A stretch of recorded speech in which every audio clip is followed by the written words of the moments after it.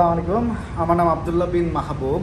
আমি 2 দিন আগে একটা ম্যাকবুক M1 কিনেছি, ম্যাকবুক প্রো M1।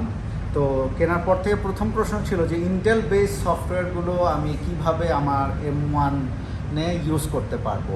তো সেটার একটা সলিউশন পেয়েছি। সেই অ্যাপ্লিকেশনটা কীভাবে চালাতে হয় সেটা রসেটার মাধ্যমে চালাতে হয়, অ্যান্ড রসেটাটা টার্মিনালের থ্রুতে ডাউনলোড করে ইনস্টল করা যায়। এই প্রসেসটাই আপনাদেরকে আমি আগামীতে দেখাবো। আশা করি আপনাদের ভালো লাগবে।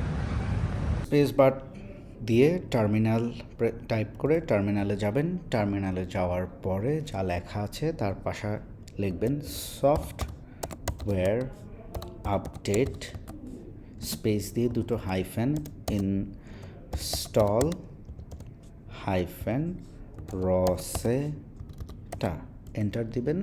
এরপরে অ্যাগ্রি করার জন্য এ দিয়ে এন্টার দিবেন।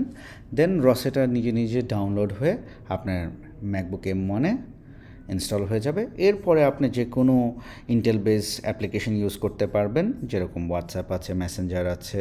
এর পাশাপাশি আমি রেকর্ড বক্স একটা অ্যাপ্লিকেশন ইউজ করি, ডিজে সফটওয়্যার, এটা পায়োনিয়ার কোম্পানির। সো আশা করি আপনাদের এটা অনেক হেল্পফুল কাজে দিবে। Thank you so much.